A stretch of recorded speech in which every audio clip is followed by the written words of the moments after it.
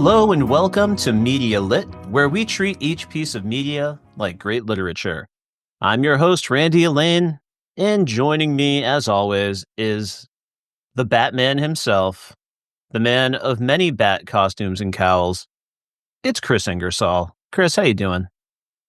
You know, Randy, it's for the podlings at home, it's like a cold Tuesday afternoon. We very rarely get to pod so early in the day together.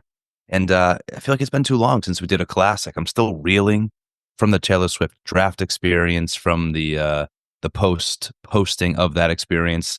For all I know, that is now months in the past for the folks listening to this episode, but for me, it's still very real and very now.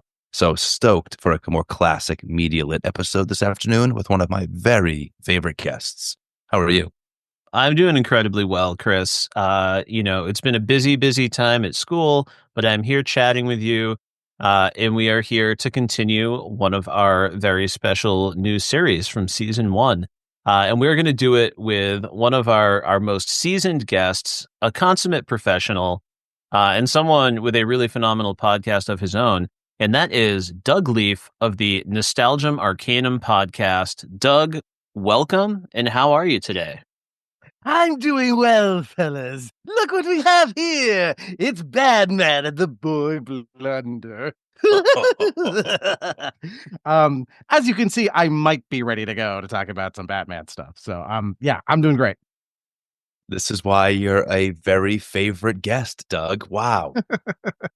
Yeah, what a Mark Hamill Joker. I'm blown away right now, just trying to process what just happened.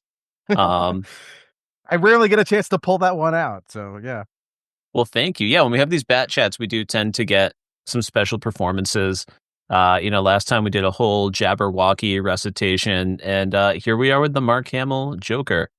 But yeah, folks, if you haven't heard Nostalgium Arcanum before, you might remember Doug from our Best of Both Worlds Star Trek episode with special guest co-host Maria Giddings, who actually was just back for our Taylor Swift draft recently, who we got to hang out with.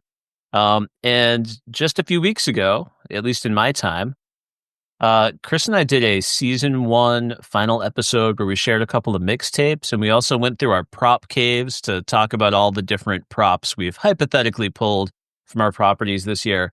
And at one point in that podcast, I opened my mouth to do what was supposed to be a Jean-Luc Picard impersonation. What came out sounded nothing like Jean-Luc Picard, but Doug Lief can do Mark Hamill. He can do Jean-Luc. Do you have a Jean-Luc for me? I would be happy to talk like Jean-Luc Picard if the occasion arises. So yeah, I torture my kids with that all the time, and they still have not watched any episodes of Star Trek: The Next Generation yet. I keep pushing them, like, Daddy really wants to watch that. Come on, you can hear what this is all about. And they're like, no, I get enough of this, Dad. Thank you. You'll just keep serving them that Earl Grey hot, and someday it'll sink in.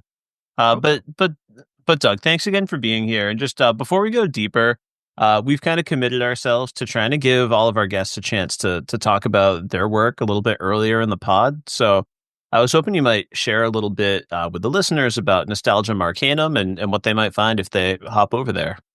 Sure. So as the name suggests, it's a nostalgia podcast. And the point of the show is to have guests on to talk about the pop culture thing from their youth that they are still obsessed with. So like the refrain we hear all the time is, I wore out the tape. So if that sounds like something that you would be interested in, come over and check it out. You guys have been kind enough to come by twice. We did one on The Land Before Time, and we did another one this last holiday season on the Santa Claus. And I don't know when this episode will come out relative to the other one, but all things, assuming no malfeasance from the Gotham underworld, we'll be recording an episode soon on The Sandlot. So if you want more of Randy and Kris, that's a good place to start. But there's got to be, we've done over at this point, 130 episodes. There's going to be something that fits your pop culture tastes. Really well said. We do have to worry about malfeasance always. All the time. You never know where Mark Hamill's going to pop up. In Heart of Ice, he wasn't even the Joker. No, he was a corporate ghoul. Ferris Boyle. I'll never forget his name, that Mitt Romney looking mucka. Well, if you haven't caught on yet, folks, this is another Bat Chat. We're here to talk about Batman, the animated series. Our first Bat Chat was on Heart of Ice, of course, but this time we're discussing not one, but two fantastic episodes from Batman, the animated series, thanks to Doug. First, we're going to get into Almost Got 'Em from the end of season 1. And then we'll be jumping a little bit ahead in the timeline. We'll be talking about Baby Doll from later in the show's run after Robin has joined the mix. Really stoked to chat this afternoon. Me too. I picked him, so I must have a good reason. Yeah. So, I mean, we'll talk a little bit more about the why of these two particular episodes. But first, tell me, when did Batman come into your life, Doug? So I was aware of Batman from a young age, but not that into it. I was born in 1980. So to give you an idea of like my position in the Batman timeline. So I was, I'm sure I saw some episodes of the Adam West show growing up. I wasn't a comic book reader, but Batman's iconography at that point was set. Like I recognized all that stuff. But that meant I was 9 years old when Tim Burton's Batman landed, and it just changed everything. Like for people who didn't live through it or were maybe too young when that happened, it's hard to like explain what a pop culture phenomenon this was, like what a sea change in movie making, like in a year that was like stacked with some of the biggest movies of all time.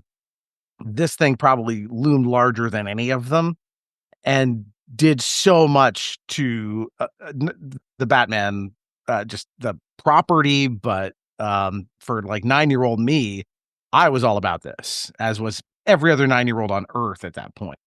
And so when the animated series came around, that was being released right at the time Batman Returns was happening, or just before it.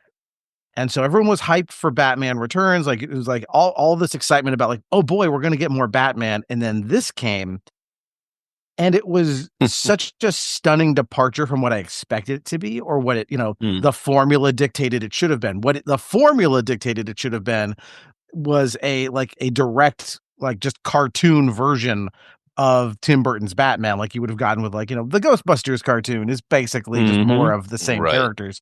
Great example. And this is not, right? It's other than borrowing the Danny Elfman theme and some like loose connections in terms of like, the Penguin kind of looks like Danny DeVito's Penguin, but not really, right?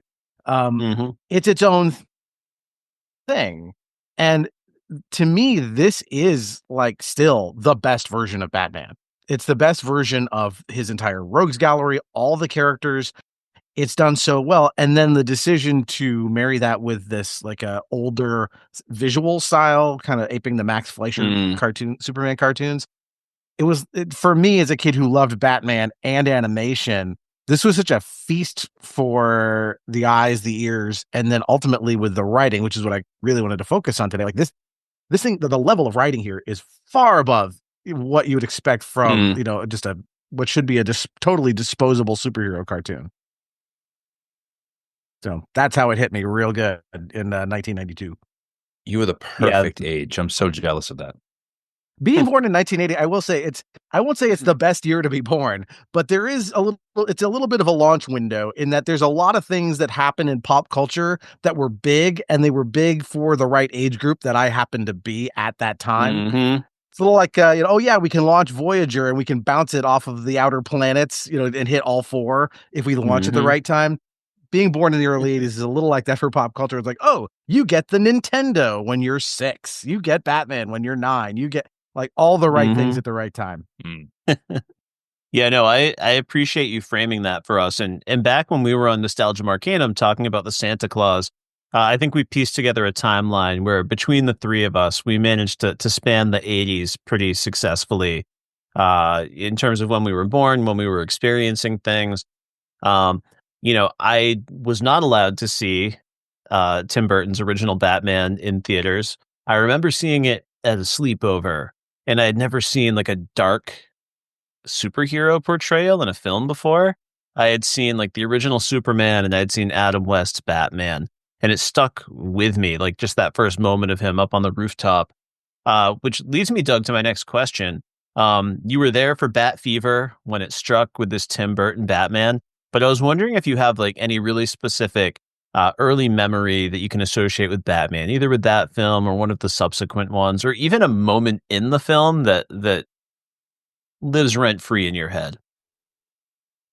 Uh, I will say that some of the body horror things in Tim Burton's Batman stuck with me as a kid. Like I to this day, like I love horror movies. They don't tend to scare me very much. I love them, but they're just like a fun exercise. They don't like actually creep me out or give me nightmares or anything. The one exception to that is like body horror. Body horror will still get under my skin. And it's probably because of things like this. I can trace it definitely back to Superman 3. And if anyone has seen it, they know what I'm talking about. But so those are some of the things I took away from this, because as you said, oh, this was really dark. Like Tim Burton's Batman is almost not a superhero movie. It is a horror movie dressed up in Batman clothes. There's a lot of really like, I mean, that whole scene, Mirror, with Jack Nicholson, like that stuff is, it's comic booky, but it's out of the darkest corners of comic books where Batman was at that time. So those are the things from the movie that stuck with me. There's plenty of things from the animated series that stuck with me as well. Baby Doll in particular, that was one of the reasons I picked that, is the ending of that was very memorable. I think the Two-Face two-parter, that one was very memorable. There's a lot of really great moments in the series. In fact, we did an episode of my show as a retrospective on Batman the Animated Series a while back, but that was a very, survey course. We didn't go that in depth on all these things. Although we did touch on these two particular episodes we're talking about today. So I hope that answers your question. No, that's perfect. Totally. Yeah. When I think about the horror that came with those Burton films, I can't help but chuckle at the clutching of pearls that happened with Returns as that film hit the screen and Danny DeVito's Penguin was displayed in his full disgusting glory. Yeah, man. Yeah. So did you not see the first one? What did you think this was going to be? Where did you think it would go? Right. Well, cool. Being 9 years old, like you said, you're kind of at the right age to receive not just the film, but all the stuff that came with the film, the merchandise, all the paraphernalia. So I'm curious how Batman may have influenced you, either your style, your interest. Did like Batman kind of work his way into your life? I think to this day, Batman's still my favorite superhero character. And largely because of this series, even more so than the movies, because really only those first two movies are any good. I have there's some parts of Batman Forever that are kind of fun, but like those movies don't hang together, and they don't touch the cool dark places that like, that's what I'm into as Batman, Batman fan. So, for me, like this kind of set the standard for what superhero media should aspire to. And I so as far as like personal style, like, well, there's my bright purple suit I love to wear, but other than that, yeah, a regular party style, man over here. That's right. I wouldn't say to influence my style so much, but I will say that like my son right now, my daughter has no interest in superhero stuff. I think she's too girly. She is lost to me for now. But my son loves Spider-Man.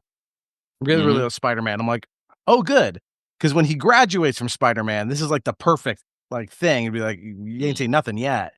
And because I like Spider-Man. He's got a great rogues gallery, but nothing can touch Batman. And I think, again, this series is the one that out of any Batman thing we've had, whether it's Burton, Nolan, or Reeves now, like forget Snyder. This is the this is the one that like it has warmth and heart to it in a way that a lot of these other ones don't. And for me, that's something really powerful about this Batman, is that like he is a protector. And there are moments where he's called upon to show like warmth and empathy in the way he deals with situations, and not just be like, I'm damaged, I'm cold, vengeance. Like that's not all he is. And like, I was actually really gratified at the end of the Matt Reeves, The Batman, because it was like, oh, good. He's like embracing that role of like, I'm going to be the light that guides you out of the dark places. like we've been missing that for a long time. But Kevin Conroy really embodies that so well with his voice that like that's what makes this the best one. Beautiful. All right. I've got just one more broader connection question for you because, Doug, you've talked about trying really hard to share Batman with your kids and looking forward to the day where that all comes together. I can relate to that. But do you have any relationships in your life where Batman plays a major role, as a major factor in that friendship or what have you? Not family relationships, but my friend, actually, we've done 2 episodes on Batman and Batman Returns on my podcast, and I did both of them with my friend Alex, who is someone I was friends with in 3rd grade when this hit. And so like he was the person I associated most with Batman, because we would just spend all this time. Like he in particular, like got really obsessed, even more than I did, with Batman. So like so when it came time, like I should do an episode on Batman. I was like, there's no one else I need to call for this. Like he is the right person. And so he's the person I associate with most. There are other friends of mine who are also big Batman friends. I wouldn't say it's as like foundational to the relationship, only because like I said with my friend Alex, like we were friends in elementary school when this hit. So he would be the person I would think of the most as like who's the touch point for Batman outside of myself. He's the other half of your dynamic duo. Correct. Yeah, you're certainly speaking our language, Doug. Kris and I did our first podcast together on Batman Returns, and look where we are now. In fact, before I even met Kris, we just belonged to the same Slack channel, and at the time, his profile picture was himself in a Batman cowl before I even knew who this mysterious masked stranger was. So, oh, that's funny. I never really thought of that. We met in person in Cambridge, but prior to that, all you knew of me was the bat cowl. That's classic. This is true. Yes. All right. Enough about us, though. We're here for Doug Lief and this really great homework that he has curated for us today. As we mentioned previously, we're going to do a little twofer of episodes, which is something we're doing for the first time on Media Lit, but I'm really excited for it. We're going to watch Almost Got Him. And at least as it is cataloged on Max these days, you could find that in Season 1, Episode 35. And we're also going to take a look at Season 2, Episode 9, Baby Doll. Again, this is just how they're classified on Max. I don't think that's reflective of the original airing order, but that should set the stage for us. Doug, before I step into my signature synopsis, I was hoping you could tell us a little bit more about thematically why you thought this was such a powerful pairing of episodes. Sure. They don't seem like they go together at first, if you've seen them. But we were talking about having me come back on to talk about Batman, and the thing that kind of defines Batman's, the above, the his dead parents and all that stuff is the Rogues Gallery. And this team, especially Paul Dini, right, their strength in understanding Batman starts first and foremost with the writing. And so I wanted episodes that showcased Paul Dini and his writing ability and this team. And so what you have with Almost Got Him is, one, you get most of the Rogues Gallery, right? You get a good selection of multiple Batman villains telling multiple stories. And so it's a non-traditional narrative structure, which is already in and of itself ambitious. Pair that with Baby Doll, which is also wonderfully written, but it's sort of like, okay, now that we've seen what you can do with this panoply of characters we all know and love, can you do that with a totally new character, right? Because this is the first introduction of the Baby Doll character. I think they said they did one other episode with her. She barely exists in Batman canon outside of this. And so it's like, when you take away the crutch of the characters we all know, are they still good? And they are. Like, the fact that this episode works as well as it does with a brand new character, and she has so much pathos. It just really showcases like the kind of like the strengths of this team. And so that's why, like I said, I kind of paired it like, what do you do when you have all the Rogues Gallery, and what do you do when you have none of them? And they're just as good either way. Such a great way in, such a great reason for pairing these episodes. I hadn't thought to contrast like the toys that the writer was playing with in the 2 episodes, the very classically established versus the brand new.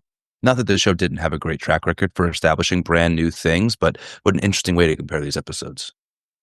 Yeah, and this Yeah. character, like I said, didn't live on much. Like it's not like Harley Quinn, where she really took on a life of her own and exploded. Mhm. Yeah, there's no reason for Baby Doll to explode as a character, and in fact, I would argue you don't need more than this. The story is told in that episode, right? They don't need further crimes she commits. But yeah, this team is so good at getting at the heart of all of their characters. As you guys did, like I listened to your Heart of Ice episode, right? That's another amazing episode of a character they didn't use a whole lot. They didn't do a lot of Mr. Freeze episodes, but they already nailed it with that one episode. You did again, perfect encapsulation of what that character is about. Yeah, absolutely. And I was really excited with this pairing. If you don't remember from our previous Bat Chat, despite the fact that I was a pretty good age to be watching all of this, I kind of sort of missed a lot of Batman the Animated Series. I think I was playing Super Nintendo. I was, watching sitcoms and things like that instead.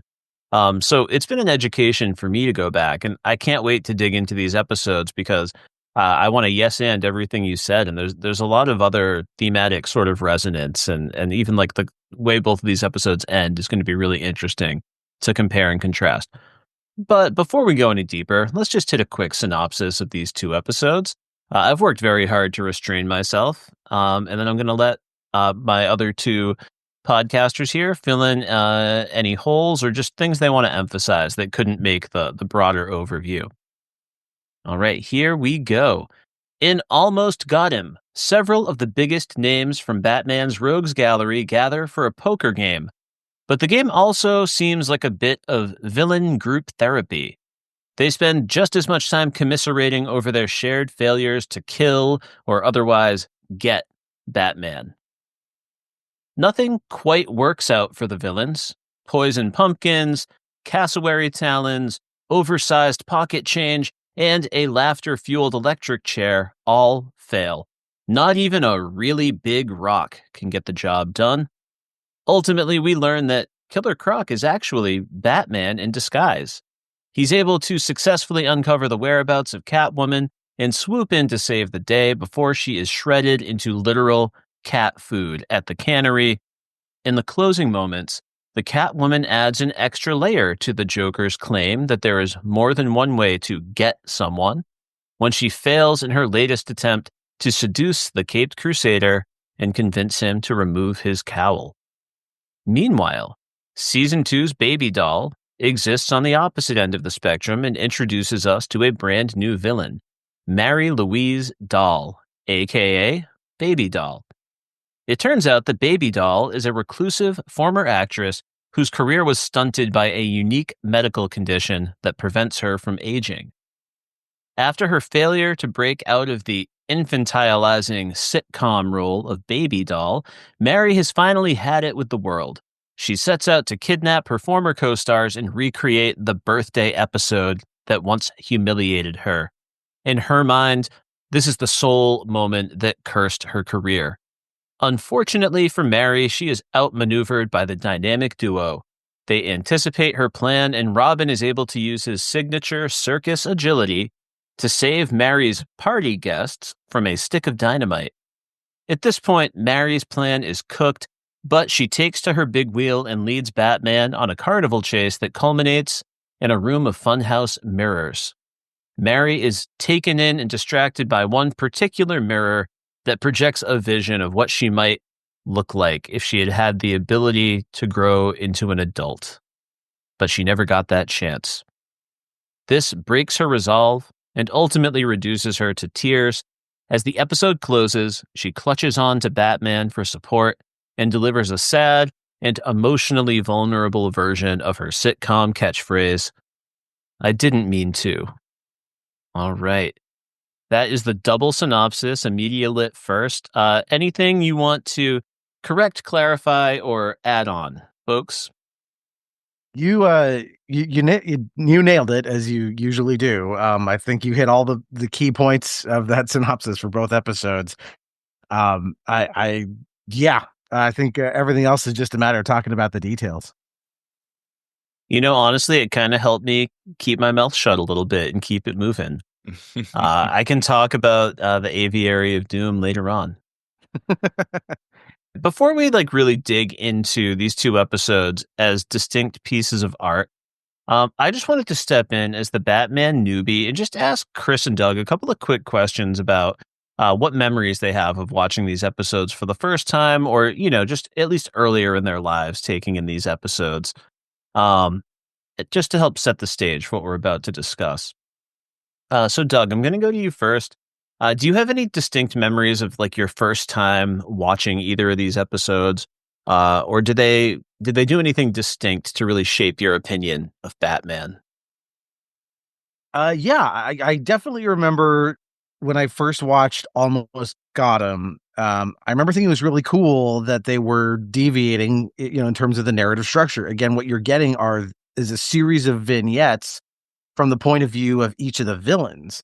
And it's interesting. They'll do this every once in a while on the show where Batman is almost barely in it. He's on the kind of the periphery of this episode, and the villains are really the main characters here. It's also it was really exciting to watch them interact, because most of the time each villain is kind of by themselves, right? It's a Riddler episode, it's a Joker episode, and the other villains don't always cross paths with them. But every once in a while they'll do this where one or more of the villains will interact with the other ones, and it makes the Batman universe feel very alive. Like, go see the Arkham games, right? Like, where you're occupying a city with them. And there's something really magical about that chemistry. So again, being maybe 12 or 13 when I saw this, I loved the ambition of we're gonna break the format. We're gonna spend time with all these different villains and do things that are a different way instead of one clean narrative. And then with Baby Doll, I definitely remember this because, of course, I'm excited. For me, this was appointment viewing, and I tune in, and it's like, well, who the hell's this? Right? Oh, we're not getting the Joker. We're not getting, Mr. Freeze or whoever. We're just Clayface. It's this person who I've never met. Why should I care about a washed-up sitcom star? But whatever. I'll watch it. It's Batman. And by the end of it, you're just like, holy shit! How do they make me care so much about this character? And to me, that whole episode is clinched in the last 5 minutes, but it's still very I just remember thinking okay, at that point I was like, you guys can do anything. I will watch it because you got me. Yeah. Kris, how about you? Any early memories of these episodes? Oh, yeah. First, I just want to yes and Doug for Almost Got 'Em, because I too was tickled by the idea of the villains interacting and hanging out together, almost like villainies their day job when they clock out and they're playing some poker and talking about their shared work. So I won't linger there too long because it is a yes and. But I remember as a kid that episode really solidifying for me, or maybe even establishing rather than solidifying, some of the noir tropes that I wouldn't have otherwise been exposed to. There's an old timey form type of storytelling happening on Batman the Animated Series, from the animation style to some of these femme fatales, right? The poker game, just that setting itself has a real classic noir feel. I feel a lot of those things could have been lost to time. There isn't a lot of modern media being made today that would keep these kinds of tropes alive in the pop culture minds of children. Batman the Animated Series does. Yeah, I was gonna say this is almost structurally the thing it's closest to is something like Citizen Kane. Yes. So Poison Ivy walking into the poker game, just the iconic femme fatale, everything from the music to the way she conducts herself, a couple of quick kicks, she establishes her physical authority. She takes her place at the table. So I remember that very much as a kid because I wasn't exposed to these things elsewhere. It was maybe Dick Tracy I was vaguely aware of, and Who Framed Roger Rabbit put some of these types of settings and ideas in my head and these sounds, but Batman really established it. And then for Baby Doll, my goodness. So I was shocked when I rewatched this episode for this podcast because I hadn't seen this since I was a kid, and my vague recollection of it was somehow conflated with, I think probably ventriloquist conflated with this in my head. So I had this Baby Doll as like a Chucky type character, right? Like she was an actual killer doll.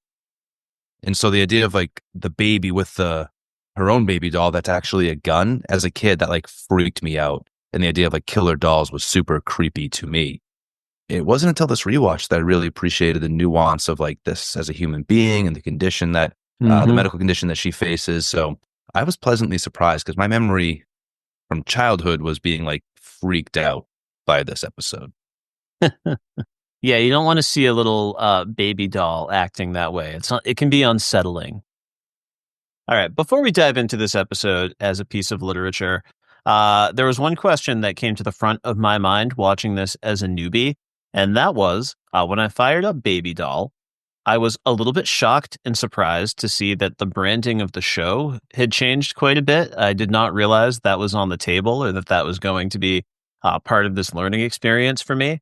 And I'll admit my initial reaction was the music didn't feel quite right. The visuals didn't feel quite right. And I could not believe it when it popped up as the adventures of Batman and Robin. So my question, I'll go to you first on this one, Kris. Did this shift toward the branding of the adventures of Batman and Robin influence your attitude toward the series as a kid? Yeah, I mean, this is some of why today it's confusing to try and track where these episodes fall in order. You might find a different episode order on IMDb versus on HBO Max. And it's because they were like shifting, morphing into the next series. And then we'll even morph one more time later in the 90s to the new Batman Adventures, I think it was called, to go hand in hand with Superman. Yeah, that's when we get Baby Doll back again.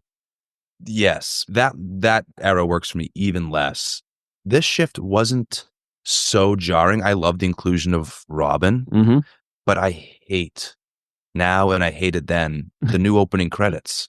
No show has ever had more perfect opening credits than Batman the Animated Series, from the first notes of theme to the first images, which perfectly establish the visual style of the actual show without actually aping any scenes from the show. It's got its own unique way of displaying the shadows and everything else. Until you get the final shot of Batman illuminated by the lightning, the opening credits don't look a ton like the episode. But then you get to this new version, and they're literally just like pasting in little clips from the episodes, whether they've already aired or they're to air soon. I didn't love that then, and I don't love it now. Yeah, I'll co-sign that because, like as Kris said, like this is one of the greatest intro sequences in television history. It is that good. It's one of those things like, what's the mark? Like you're watching it on TV or whatever, and it's like, oh, should I skip intro? Nope. Every time I'm going to watch this, right? First of all, you've got Danny Elfman's perfect music, slightly modified here by Shirley Walker. Everything about that intro, as you said, Kris, like the visuals of it, the pacing of it, the fluidity of Batman's motion around that, it's so good. And then to basically chuck that because of a studio note, because what happened was you've talked about, Baby Doll season 2. Well, actually, that's how it's categorized on Max now. At the time, Baby Doll, if you get them on iTunes, Baby Doll is considered season 3. Which is, I believe, if you buy them on like physical media as well. And remember, this started in 92. By 95, season 3, Batman Forever is on the horizon. And so once again, the studio is saying, let's emphasize Robin because he's going to be a big part of that movie. And Robin had been in the series before this. He's in the first season. He's there all along. But there was a greater emphasis to make sure that he was in more episodes going forward. And I love Robin the way he's presented here. This is still probably, as just about all these characters, the best iteration of Robin. Since we've only had the Chris O'Donnell one, I guess, and Burt Ward, like this is really great. But there is also a lot of merit to like these episodes where Batman's on his own. And I like that they made it that Robin is sort of in college, so that like, otherwise, there's too obvious a question. Well, why doesn't Batman just call in Robin to help? Right? Like, wouldn't this be easier with two instead of one? Robin may not always be available. So, and sometimes he distracts from like the singular vision, and he lightens up some of the darkness. So the fact that they use Robin as well as they do is again a testament to their skill, because he could tip the tone very far in the wrong direction. But yeah, as far as like the shift, remember seeing that going like, well, one, I don't like this new intro. Thankfully, I don't think it affects the episodes themselves. I think the writing is still as good as it ever was.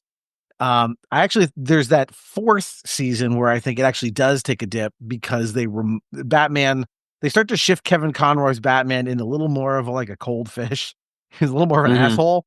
And it's like, no, like, again, see the end of Baby Doll. Like you need that part of Batman too. Without that, it doesn't work as well. So that's kind of how I view the timeline of seasons as they go forward. Yeah, no, I totally had a great time with Robin, meeting him here. My favorite thing about him was, I am a high school English teacher, and he felt like such a teenager to me when he was like really trying to pretend that he hated watching the Baby Doll sitcom, but he clearly loved it, but he's trying to posture to look cool. And he keeps saying how dumb it is. And I was like, you love it, Robin. It's okay, man. Embrace it. Come on Media Lit. Chat with us. He catches himself laughing at one point when Spunky slams Baby Doll's face in the cake. He tries to quickly hide it so Batman doesn't notice. Great voice performance for Robin too, I should say. This is, to your point, Doug, my favorite Robin out there. Okay, well, I think we've dug into sort of why we love Batman. We've dug into why these episodes. Let's talk about the episodes themselves. We love to talk about themes and motivations, especially on this show. But it feels like we can't move forward until we address the elephant in the room. Almost Got Him had some great vignettes. We get a bunch of really short stories mixed in. So who had the best? Who truly almost got him? And which villain do you think we learned the most about? Doug, we'll go to you first. Well, as far as who almost got him, I think clearly the Joker is right. He did come the closest out of anybody here. And which makes sense. He's the Joker. He's, he is the ultimate villain here for this group. I think the stories are overall good, as you said, Randy. I think the Penguins one is the most, shall we say, on shaky ground. They do this thing with the Penguin in this show where it's an interesting take on him, because you can see them kind of resisting, again, probably a studio note, to make him more like the Danny DeVito Penguin. So his visual design is like, well, what if he sort of had the general shape of Danny DeVito's Penguin, the long nose, the flipper hands, right? But he's still kind of got the gentlemanly stuff that like Burgess Meredith would do. And he's voiced by Paul Williams, who is perfect for this. He acts a bit. He's also, of course, a great songwriter. He wrote all the songs for the Muppets, including Rainbow Connection. You can see him in Phantom of the Paradise. He's all over the place. But yeah, really perfect voice for this, because he's so like, his voice is so soft. The problem is sometimes I think they don't know what to do with him as a villain. So like they're like, I don't know, he's obsessed with birds. He's got a bird gimmick. So here, like this whole thing of like, I'm going to trap Batman in an aviary with like these hummingbirds with poison tipped beaks. It's like, this whole thing is ridiculous. There's better episodes with the Penguin. There's some really good ones, but this whole, again, anytime they're like, let's emphasize his like obsession with birds, it tends to like lessen the impact for Penguin. So, yeah, I just figured. So I think he's got the weakest story, and the Joker's got the best. Love that. What about you, Randy? What do you think? Yeah, so I'm gonna start with the weakest one, and I'm gonna give it to Two-Face. I mean, whatever he orchestrated to like get Batman in his clutches, like props to him for that. Because it seems like if he had not been so obsessed with, leaving it up to the fate of the coin flip, he's got Batman unconscious. He could unmask him. He could kill him. He could do whatever he wants, but he's not bulletproof. Just shoot. Yeah. He's got to leave it up. Got to leave it up to fate there. So it did make me kind of pity him, even at the end of the story, even he acknowledges like that damn coin. Like I can't let go of the coin. If it weren't for that coin, I would have done it. So he's like acknowledging there's this internal sort of struggle. I'm going to agree that style points go to the Penguin. I mean, how sweet would it be to kill Batman with hummingbirds? Like, oh, you've got all this bat imagery, huh? Well, I'm going to defeat you with my bird imagery. Is kind of a fun look, like style points are there. But in terms of like chances of success, I'm gonna give some credit to Poison Ivy for just like going straight for the kill. She's not messing around. She's not trying to psychoanalyze Batman. She poison gases him, and fortunately, he's got enough in the tank to fire up that Batmobile. But that's the only thing that saves him. So in terms of effectiveness, maybe Poison Ivy. How about you, Kris? I will say, because they all, for me, fail because of their pathos, right? Because of their obsessions. And Poison Ivy does go for the mask first. She doesn't just go for the kill. She's got him weakened. She has to explain that, well, I'm immune to poison, and she wants to peek under the mask first. And she gets herself bonked. That's the first sort of strike back that Batman has. So for me, the ultimate here is the Penguin. I don't care how silly it is in the silliness. It is in the commitment to the bit, the obstinate insistence that they were going to kill Batman in a gimmicky way. That totally works for me because it is his undoing. But I think the reason he gets extra points is because he was layered. He had contingencies. First Batman defeats the hummingbirds, and that could have been it. Some of these stories were quite short. Like Ivy's kind of comes and goes pretty quickly. The backup bird, the velociraptor that comes in to disembowel Batman is just like a perfect next layer. And Penguin gets away so easily, right? He's up and out of there. So that's my favorite, most entertaining story. Especially because Batman's able to use one of the poison birds as a weapon during the fight. It shows how scrappy Batman is, his sort of stick-to-itiveness. I really can't fault it. But the one that I thought taught me most about the villain in question, like the truly best plot, was the Joker. To your point, he stood the best chance of actually defeating Batman. And it's because he's the only one who really gets it. He's the only one who can switch up his game a little bit. And so while this may have been full of like classic Joker gimmicks, we've got a laughter-fueled electric chair, that was never how he planned to get Batman, right? He understands there's another way to get a guy.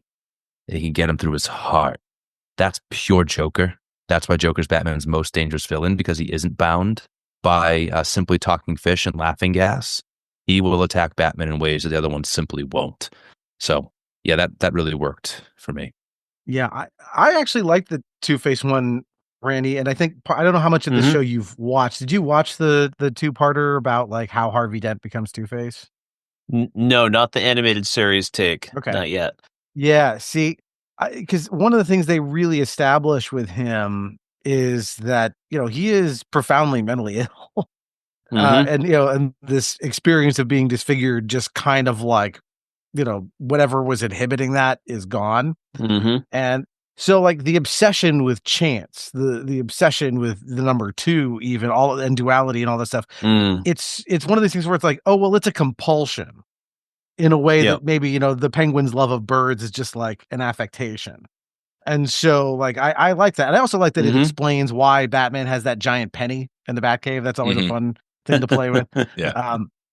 So I liked that.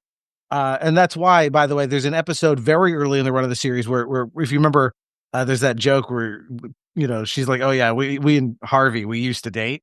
That's an episode. There's an episode about that where that's the first Poison Ivy episode where she attacks him as Harvey Dent before the disfigurement happens. So it's a fun way they're referencing something from earlier in the continuity, because by and large, continuity isn't a huge deal in this show. But every once in a while, they'll touch on that. So I like that. The other person I wanted to highlight that we haven't talked about, well, we can talk about Killer Croc, but he's not really Killer Croc. But I also wanted to point out Harley Quinn, who has some great stuff in this as part of the plan, which, by the way, is there any way that Joaquin Phoenix's Joker was not influenced by the whole thing? Joker takes over a talk show to murder somebody. Like, it just seems like that's literally what happens in, I don't know. Hey, I killed those 3 guys on the subway. Like, you can just hear it. Yep. Yeah. So I don't know. It's hard to watch that without seeing a connection. I don't know if literally like Todd Phillips was doing that, but yeah, I just had to point that out. It's a great color. I love that they put it in black and white too. It helps like set you in the world. Yeah. Joker pulls out his little TV and it's a black and white screen. So good. And that's something they borrow from the Tim Burton movie as well, which is that it's a little out of time. That like, it looks kind of like the 40s, but people still have computers and stuff. So like, and as you said, most TVs are black and white. Everything is Art Deco. So like, I love that about it. It makes it feel timeless. And to your point too about the talk show, I do think that taking over the broadcast is a core to the Joker repertoire, right? Because you have Jack Nicholson's Joker does that. You even get Heath Ledger's Joker takes over a broadcast and puts out something terrifying to the masses. It's a very Joker thing to do. Yeah, I think you can say that Todd Phillips was certainly playing in that tradition. Yeah, 100%. And yeah, thanks for shouting out Harley Quinn. Yeah, it's no surprise that she became such a staple of the whole world of Batman. I mean, she nails it. They'll laugh at anything, even the phone book. But the performance is so strong that we're laughing at home, even without the laughing gas itself. So special.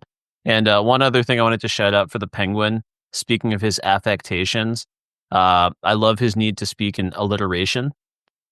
Yeah. But like something I noticed this time through was even when they finally get him feeling a little bit like embarrassed about his speech patterns, they're like, oh, aviary. He still defaults into the alliteration. Big birdhouse. And love that it was wired into him. I think we did cover this a little bit, but I'm just going to throw this out to either of you if you have any answers. But do you have any notes for any of our villains on their plans? Just things you were kind of shouting at the TV set, like, why don't you just fix this one thing and you have him?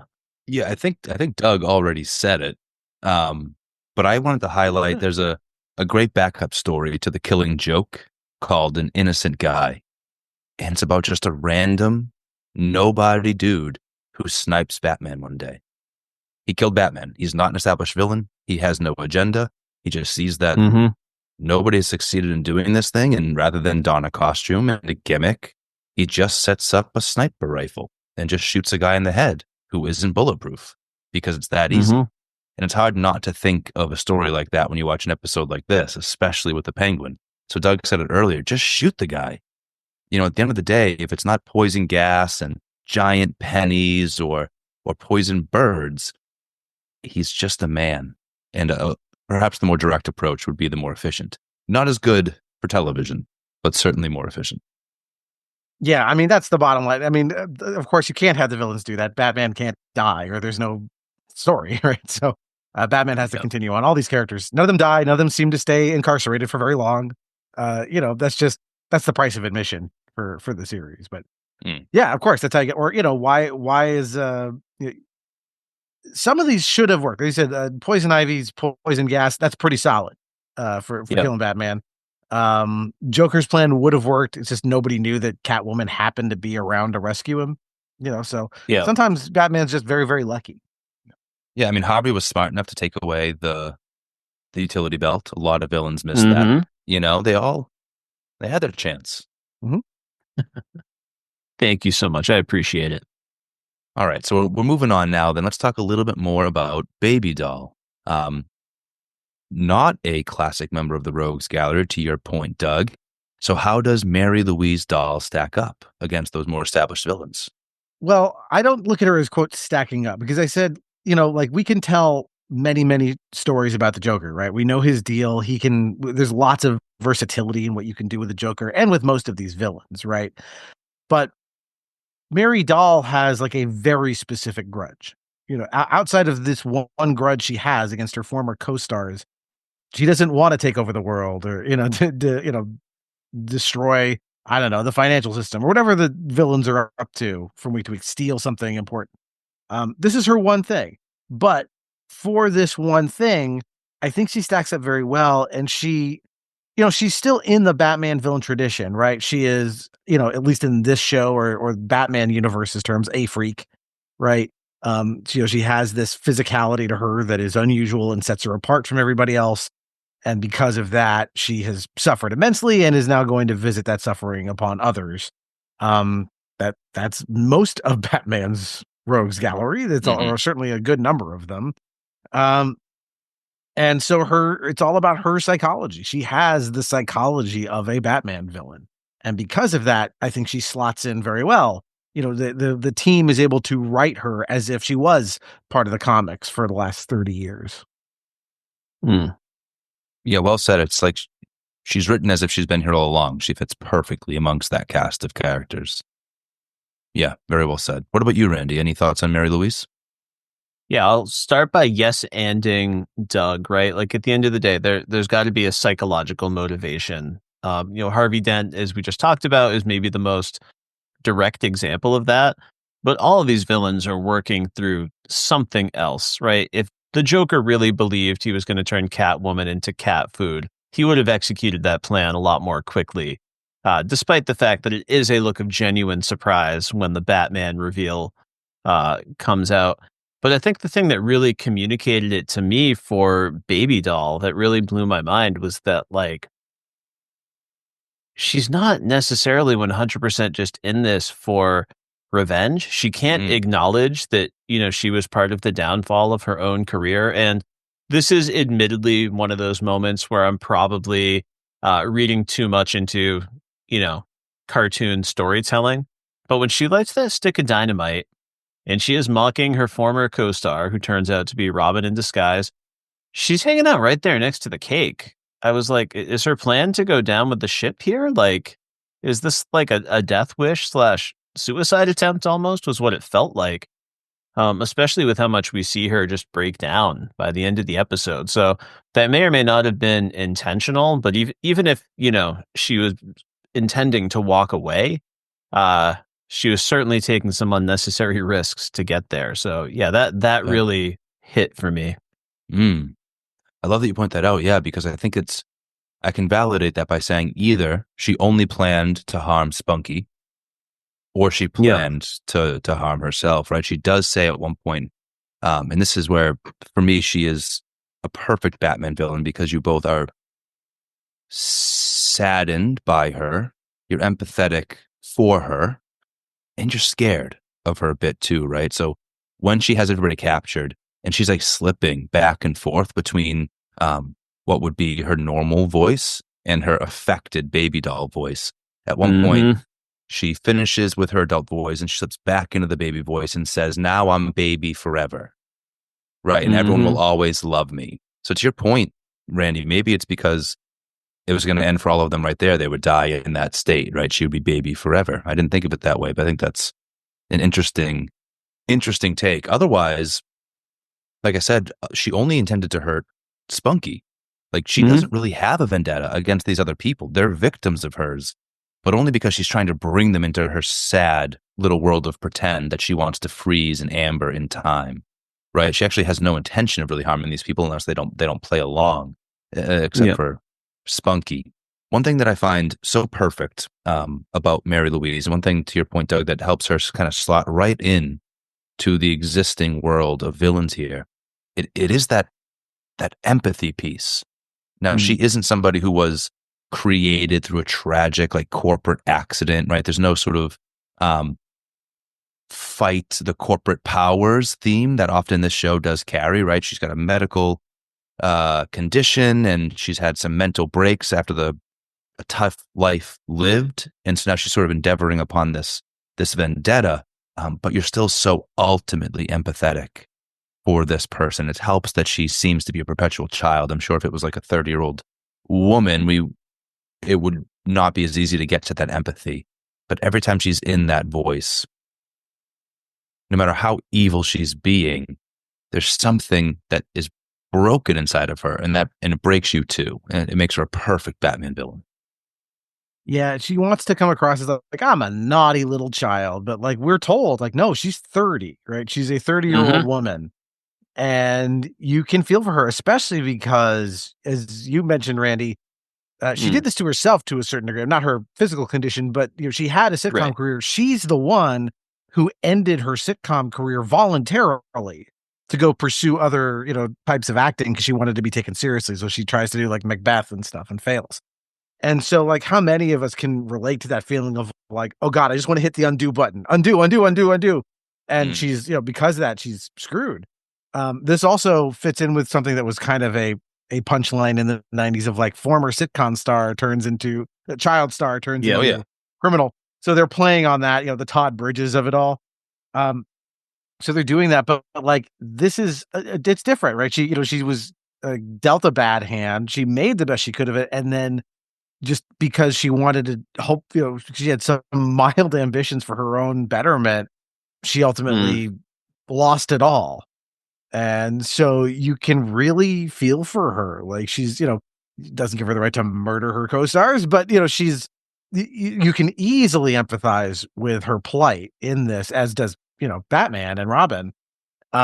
So I find it to be really affecting in that way. So yeah, no, she fits all the profiles of a Batman film. As you said, actually, Kris, you pointed out something, the duality in her voice. So if people haven't seen this episode, as you said, she switches off between her natural speaking voice and this highly affected, I'm a little baby, voice. That actress, I looked up her name and I forgot it already. She's brilliant in this role. She played Rachel's boss for an arc on Friends. She was her like insane boss. Oh, wow. Okay. Yeah. Do you remember Joanne from Friends? Yeah. It's Allison LaPlaca. Yeah, it is. It's Joanne from Friends. Wow. Right. Yeah. She is so masterful in this at like modulating her voice to the right, version of herself when she needs to be. It's one of the most affecting things in it, like when they choose to do that. Because at first you don't get any of her natural speaking voice until a good ways into the episode. You hear that and you're like, oh, that's what she actually sounds like. It's really well done. Absolutely perfect. Yeah, so we've got a layered and nuanced villain. Again, Kris mentioned his working memory of this episode did not necessarily contain all of those layers. I was coming into it as a newbie and like I'm seeing like the initial visualizations of what Baby Doll is going to look like. The writing sells it, but this is media lit, and especially in the episode Baby Doll, I feel like there are so many cultural and literary references that helped add a layer of gravitas to this for me. Some of them were kind of implied, like Doug already mentioned that sort of like fad of like, look at this child star now. I already kind of hinted at, my love for sitcoms and when they jump the shark and they try to throw in the weird cousin, whether it's the Brady Bunch or, like something more recent is Modern Family. I was watching a random episode of that and I like completely forgot that they added a new little kid after the other kids aged out of their cuteness. So yeah, you do see these tropes that helped pull me right in. But I wanted to go to each of you, and I was curious if there were any.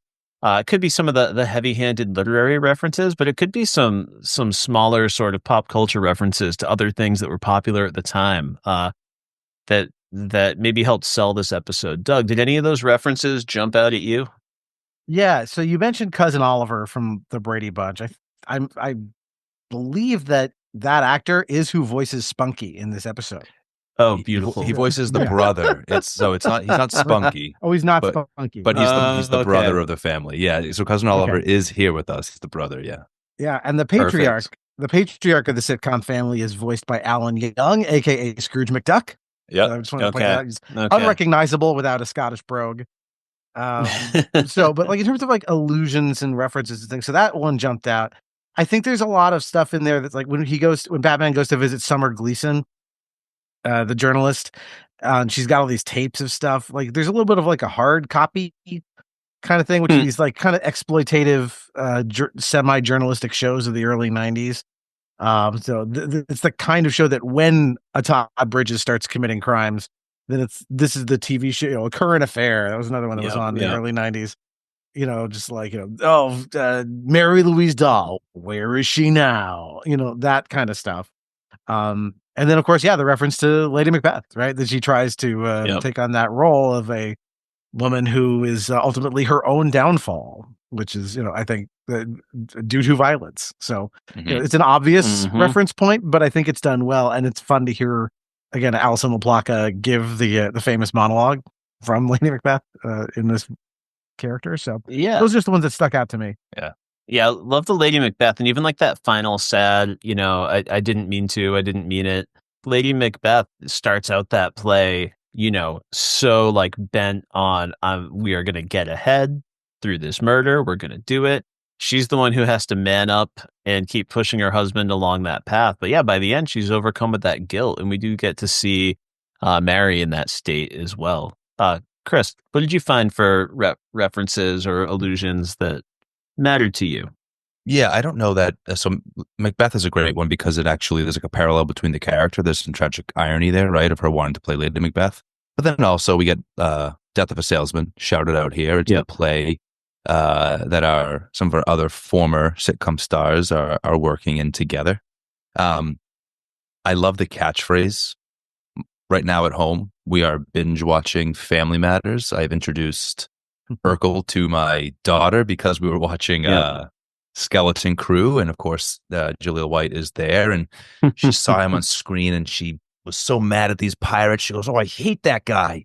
I said, "Do you want to see that guy when he was young?" And I introduced her to Family Matters, and I forgot about the cringy but effectiveness, like the potency of the repeated one-liner.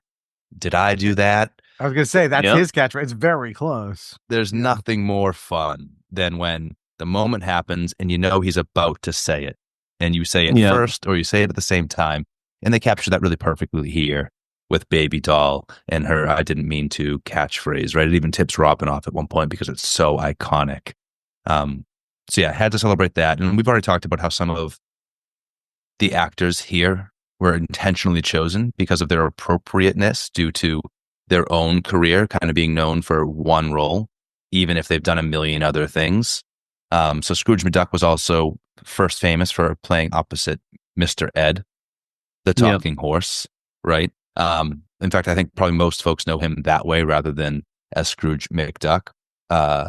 Tammy Vance here, voiced by Judy Strangest. She was Dinah Girl from the 70s superhero show, Elect a Woman in Dinah Girl. So she's also a sort of one and done former star who's had a huge career since, plenty of credits in IMDb, but known for like the one thing. Yeah. And then Spunky was voiced by Jason Marsden of Step by Step fame, but most iconically known as Max Goofy. Yep. And so, yeah, it's just some really iconic voice actors here who were chosen for really specific purposes. And I love that the writers care and the producers care to that level of nuance on a kid's cartoon. Oh, yeah. I mean, if you really want to get hit with that in the face, go watch the Beware the Gray Ghost episode, which has Adam West as a washed up superhero. Fantastic. Incredible episode of that show. Yeah. You guys both just like absolutely nailed this question, hit it right out of the park. I love that Death of a Salesman reference as well, right? Like in a play where both the patriarch of the family and, his sons are both kind of trying to live in the past and like reclaim this past glory. They're stuck there. They can't get out of it. It was such a great reference. But just a couple other fun ones. This little baby doll, cute character who's actually, gonna shoot you. It got me thinking about like Who Framed Roger Rabbit, Baby Herman. Was like a character that was like really big in the zeitgeist at the time. Like just this like foul talking kind of baby character. I kind of felt some of that tradition. And then coming out right around the very same time, Kirsten Dunst in Interview with the Vampire playing a character who cannot age up. So yeah, that was another one for me. Yeah, the other thing though that this kind of pings is there were child stars that didn't have her exact condition, but you look at Emmanuel Lewis and Gary Coleman from Webster and Different Strokes, respectively, right? These are actors who are they're playing much younger than they actually are because physically that's just how their DNA turned out, and so they're co-opting a little of that as well. So like people, in 1995, when you see this episode, you're used to this concept of like, again, a washed up sitcom star turns violent or criminal, or, again, a person who is much, much older than than the child they're supposed to be playing. Yeah, absolutely. Circling back to Batman of it all, both of these stories invite us to look at him from slightly different perspectives. Do you think we learn anything unique about him here in these particular episodes? Randy, let's go to you first. We haven't done that yet, bud. Yeah, I think Doug is such a good guest. I think he laid a lot of the groundwork for this already, so I kind of get to step in and kind of capitalize off of that. But we watch Almost Got Him, and we do see Batman swoop in. He uses his smarts, he uses his tools, he uses his athleticism. Harley Quinn doesn't think there's any way that he can capture her and save Catwoman, but of course he can. He pulls the switch. But yeah, in Baby Doll, everyone else is telling him that Mary is this recluse and she's washed up. And he's the first one who expresses any sort of empathy about that. Like, he learns about her condition.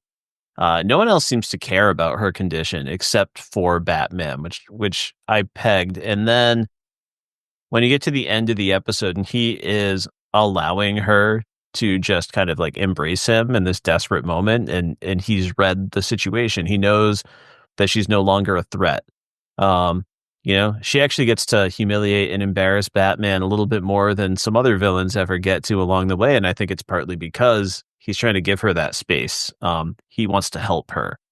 And yeah, I think Doug already did a better job than I could ever do articulating why that makes Batman a better character when that side exists as well. So well said. And with that, let's turn it to Doug. Yeah. So let me talk about Almost Got Him first, which I do think gives us an interesting. It doesn't tell us more about who Batman is, but I think it's interesting to see him from the villain's perspective. Usually we're just following along with Batman as opposed to here, where it's like he's just this constant thorn in their side, and watching them sort of deal with that is very funny. Especially again, like a lot of the best parts of that episode are not the vignettes. Sometimes the best parts of it are the poker game, where they're in between vignettes and they're talking shit about him and talking shop. And that real sense of like, the Batman, that stuff is really fun and makes Gotham feel alive because they all know him. There's that wonderful episode later on. I think it's called The Trial. It's just called The Trial, where Batman is captured and put on trial, and they're like, it's the entire Rogues Gallery. It's everybody. They're all there, and you watch how they talk about him. That's one is worth viewing in tandem with this one as well. So I love every once in a while when it's like, let's see what Batman is like to someone from someone else's perspective. And then with Baby Doll, like you said, Randy, it's all comes down to that moment at the end. Like, not only does he let her kind of like grab his shin and like hold on to it, it's that last frame. He puts his hand on her, like they're there. It's all right. It's the same empathy he shows towards Mr. Freeze in Heart of Ice. You see this with him and Two-Face, who again he knew Harvey Dent before the accident. He does this a lot in this series, where he's like he has to thwart the villain's plan, but he never kills them. Right? He always makes sure that like they go to Arkham because he has to believe there's a chance for redemption for these people. And he understands that like most of what they're doing is born of great suffering. And so that empathetic side to Batman it's probably best exemplified by this last like 15 seconds of Baby Doll. Better than anywhere else in the series. Like it's such the magic ingredient that makes this version of Batman, I think, stand above the rest. Excellently stated. Yeah, that empathy is so important to who he is as a character. It's what defines heroism, right? I'll get back to that though, because first I want to talk about Almost Got Him. For me, that episode, just like, I don't learn anything new there, but it so solidifies, to both your points, the unstoppability of Batman, the sort of he's always going to find a way. It helps to build the legend of Batman. In fact, it's perfectly expressed by Two-Face, where he speculates that it's, in fact, there's more than one Batman. I think Gordon's got a whole army of them, like a little SWAT team he just deploys out as as needed, right? He's so unstoppable that they have to believe there's something else going on, either something supernatural or something tricky. So that episode just solidifies what will continue on in comics throughout the late 90s into the 2000s, this like the God Bat complex that we all established. Not even Superman could defeat him. but the empathy is what interests me most about him as a hero. It's not his skills. It's not his ability to escape any trap or to solve any crime. The reason why Batman's empathy is so important in contrast to his villains is because he also suffered greatly. He's a person to whom the world was tragically unfair on a fateful night in a dark alley in an extremely violent way. His origin story is much like many of his villains. But he chose to take his hurt and his suffering and work to make sure nobody else would get hurt or suffer again if he could help it. Yeah. And yet, that never stops him from having empathy for these villains. It never causes him to judge them. I think there's a version of a character like perhaps Punisher, who is just as bad as his villains, who wants to go out and he has no patience or tolerance for any kind of evil or wickedness in the world. Yep. No matter how wicked or evil he himself has become along the way. Yeah, and if you want to, see that in action, look no further than something like The Killing Joke, right? The whole Joker thesis of like really just one bad day, if it's bad enough, can turn anybody into me. He does that in The Dark Knight with Harvey Dent, right? He's the one who basically, he doesn't blow him up exactly, but intentionally, but he engineers the situation where he could become a Two-Face. That wasn't what he was trying to do, but he then goes to visit him in the hospital and uses his, his guile basically to push Harvey over the edge, right? Again, one bad day turns you into me. Batman is the one who kind of stands athwart that and says, no, I had a bad day too, but it turned me into a hero. You don't have to choose this. And that's why I think someone like, again, Spider-Man is probably next up in my superhero rankings because he kind of does the same thing. Yep. He's also always rescuing his villains. He has the code. I'm not going to kill anybody. Maybe we can cure these people, right? See No Way Home, So they're not bootstrappers, right? Pick yourself up by your bootstraps. I did it. You can too. They never become that. Superman. Spider-Man or Batman. No, it's everybody deserves help. Before we move on to the next question, I just want to quickly shout out that we get a nice window into Batman's comedy chops. It's really fun going back to watch this a second time and just to see Batman doing a Killer Croc impersonation. When you realize a big rock, right? When you realize after the fact that it's been Batman the whole time. I was going to shout out that moment earlier in the episode because when Doug came in with his Mark Hamill impression, it was in such contrast to your like physical visage that I was waiting for you to pull off the mask and reveal you were in fact the animated Joker. It was a big rock. Yeah, because when you get Kevin Conroy's voice coming out of that animated Killer Croc, it's quite jarring. Yeah. Well, because obviously they're using the voice actor for Killer Croc for all of they don't want to take the audience off. But yeah, that I love. I know this is something we'll talk about later, but favorite shots in the episode. That shot of like Killer Croc, and then like the light is swinging, so he goes into shadow, and it's Batman shadow, and then it comes back into Killer Croc. It makes no sense from like a physics standpoint, but it looks great. It's like from an artistic standpoint, it's awesome. Yeah, absolutely. All right, folks, we're coming near the end of our discussion here, but on Media Lit, we like to try to be critical, even of the things that we really, really love. So our next segment is going to be Hindsight is 2020, where, listen, we are not trying to put down a piece of artwork. We're not even trying to suggest that we could do it better. But just out of love for the property, if you could go back and make one small edit or change to either one of these episodes, what would it be and why? Kris, I'm going to go to you first on this one. So this is super small and weirdly nitpicky because these are like perfectly written episodes. And I would say hindsight being 2020, I think I still see strong episodes that don't need me to change anything. So even with some distance, looking back after years, there's nothing that's like dawned on me. But to satisfy the question, I was like, what could we change? And I do think there's something interesting in the story of Baby Doll, where Batman lacked a childhood, right? You have Baby Doll is perpetually locked in childhood, right? And that's in fact where she wants to go even further into, is like truly sort of solidifying that time in Amber. Batman isn't apparently familiar with this sitcom, right? It's like a 10-year-old show by the time we're talking about it on this episode. I think Gordon says she was 20 in that episode. She'd be 30 now. Yeah. I feel like there's a way to point out that Batman sort of has like no idea, right? Not just because he doesn't watch TV, but because he himself didn't have a childhood. He doesn't have memories of sitting down with a family to watch sitcoms. So it's a slightly different episode in that way if they chose to go that route. But I do think if often Batman's villains serve as a dark mirror for him, and they ask us to reflect on something within Batman's own psyche or his own tragic past, there was a way into that could have been really interesting. Love that. Doug, how about for you? Do you have a hindsight? Is 2020? What's a small edit you would make?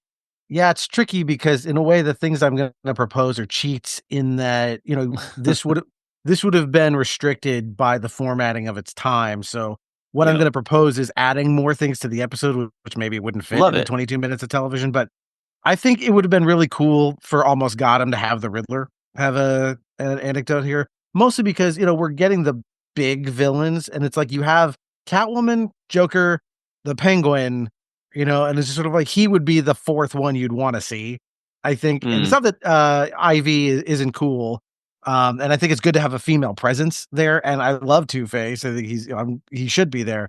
And Killer Croc you can't get rid of because he's Batman. So it just sort of is like the only way to fix that is to like, I just add one more vignette with the Riddler, because I bet he would have a very cool Almost Got Him story.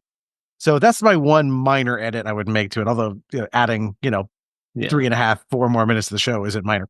And in a way, I kind of have a similar thing with Baby Doll, which is that for other than Alan Young, the dad, and Spunky, who of course isn't really Spunky, we don't get a lot of the relationship between Baby Doll and her co-stars. They're mostly just kind of there to be hostages. I think it would be cool if we were able to spend a little more time to get to know those characters a little better, and the way she relates to them, because she knows them so well. I don't think we need to know their sitcom characters, that they play on the show, but like them as humans, we don't usually, you see them for a little bit before they're kidnapped, and that's it. You don't get to see them together, it's like talking as former colleagues. So I think it would have been cool if there was more time to see what those relationships are like. But again, no real criticism. The episode is again very perfectly written for what it is, for the 23 minutes they have. But to your point, the show specializes in two-parters that help to shine lights on these villains. So perhaps this could have been ripe for a two-part storytelling. Yeah, it's tricky to do a two-parter with a character that nobody knows. It's not Two-Face, or there's that Robin has a 2-part story about him getting revenge for his parents' death, that kind of stuff. Yeah, Cat in the Claw. Doug, I totally loved your edits. You also walked me into a little revelation about the episode. You talked about the value of having a female presence, and I paired that with something I think Kris mentioned earlier, that Ivy goes straight for unmasking Batman. And at the very end of the episode, we're going to have Catwoman attempt an unmasking in a slightly different way. Not a forced one, but I love how that fits in thematically. We kind of go full circle from the Ivy unmasking to, Catwoman's more genuine, more interested in a real relationship. But so great.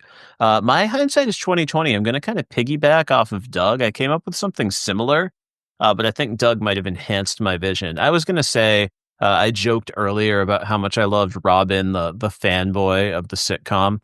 And as much as it's a little bit of a fun twist to see him grab that stick of dynamite, with his mouth and, toss it out of harm's way, it would have been even more fun to see him disarm Baby Doll with like his knowledge of the show in some way, like something that's going to freeze her up, something that's going to throw her off of her game. Or you could possibly even pair that with one of the other people. That would have been a little more fun for me than the dynamite stick fling. But I mean, it's a kid's action show, and it's incredibly thoughtful and nuanced and layered. So incredible piece of television. And Doug, thank you so much for proposing that we watch this. Yeah, great picks. Great picks. But we can't walk away from these episodes yet. Randy, we have the most important media lit question yet to be asked. So, Doug, we'll start with you. If you could own one autographed still shot, one frame from either episode, which would it be and why? I'm not sure which specific one it would be from Almost Got Him, but I'm sure there's a good shot of all of the rogues at the poker table together. I feel like, put that up next to the dogs playing poker. This is way better. Yeah. Something like that, especially if it was autographed by all, Mark Hamill and, Richard Mall and everybody else, all the voice actors. I think that would be really cool. So that'd be the one I would pick. If it was Baby Doll, I would probably pick just that last frame, or maybe the one of her seeing herself in the mirror as an older woman. Those are both very striking. But yeah, if I had to pick one thing, it's got to be the Rogues Gallery at the poker table. Great choice. I'm so glad you referenced the dogs playing poker because it's what I immediately thought of. It's the right reference. Yeah. Randy, what about you, brother? So I'm a little bit torn. I was leaning Baby Doll with this one, and I was thinking that whole final sequence. I'm looking off into the air right now because I'm torn between this shot and another one. But I think I'm going to stick with that beautiful ending of Baby Doll. But I'm actually going to go with sort of that first moment where she's confronted with the wall of mirrors, and we get like the multiple reflections all at once, and you can see that she's about to be confronted with everything. We don't get like the aged up version of her, but that's such a moving choice that they follow up those mirrors with, for her to see this vision of herself she's never going to get, and to realize that's all she really wants. It's devastating, but that moment that kind of sets it up was really visually striking. And I'll save my honorable mention. Kris, what are you taking home? What are you adding to your art gallery, man? Yeah, I'm not going to sacrifice my answer in order to be different, because it's in that last sequence. It certainly is. Yeah. To your point, she sees all those different reflections, and then this older version of herself that she'll never truly be able to see manifests. But the fact is, a funhouse mirror couldn't have done that, right? Her hair is different. She's not just elongated. She doesn't just see herself taller with different body proportions. Her mind is playing tricks on her, right? Yeah. She's so broken that she's so desperate to see this version of herself. I can only imagine that she is seeing some distorted, stretched out version like you would see in a funhouse, but what they're showing us, what she's seeing in her mind's eye, is that adult version. And so I want, there's a great specific frame where we're looking from behind Baby Doll. She's looking at the mirror of her adult self, and she's holding her doll gun with two hands outstretched in front of her. Mr. Happyhead. It's right before she opens fire and blasts away that mirror.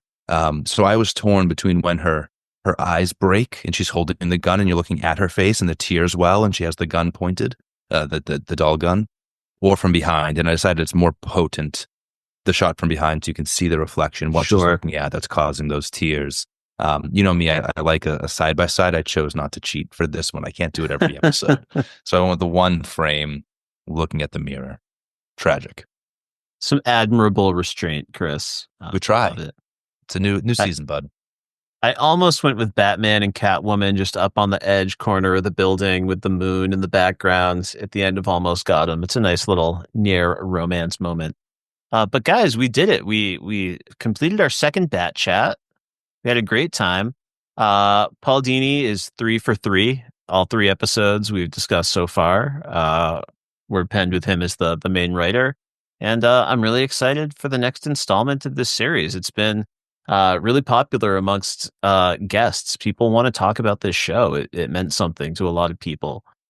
So Doug, I want to thank you one more time for joining us and navigating a little bit of a time difference that we always have to find a way to work around, but it's always so worth it to get to have a conversation with you. I didn't mean to. Oh, I just want to hug you. Oh, well, no, thank you for having me. This is a delight. I mean, any excuse to talk to anybody about Batman the Animated Series, I will take it, because this series meant a lot to me. I know it means a lot to a lot of people. And that's why, Mark Hamill keeps saying, I'm going to retire from doing the Joker voice. And somebody keeps dragging him back in. Like, no, you're not. You're the Joker until you die. Yep. Yeah. More so than even Luke, I would say. Doug, thanks so much for being with us, man. It's always a blast to have you. Can't wait to circle our way back to Nostalgium. Can't wait to talk baseball with you. Oh, Doug, I don't think I ever actually prompted you to share the Nostalgium Arcanum socials earlier in the episode. You told us about the show. But if people want to find Nostalgium Arcanum, where can they find it? Well, all you have to do is type in the word Nostalgium into Google and you'll find it because it's the only word ever to contain those letters in that order, as far as I know. So it's just go to any social media network and look for Nostalgium and you'll find it. That's the best way to do that. Of course, like all podcasts, it's free wherever you find podcasts. So just go into your podcast app and look for Nostalgium Arcanum and it will be there. Beautiful. Thank you so much. Well, and if the podlings out there also want to follow MediaLit, we're on the Instagram at media.lit.pod, and there you'll find links to our website, which has all kinds of goodies for you. But separate from the Instagram, we've also got an email, and the inbox is open. We would love to hear from our podlings. We'd love to hear about your favorite Almost Got 'Em story. You can email us at media.slash.lit@gmail.com. Do me a favor, subscribe to the pod wherever you get your podcasts and give us the 5-star ratings. Thanks again for being here. Thank you for listening until the end, and we will see you next time. Vengeance.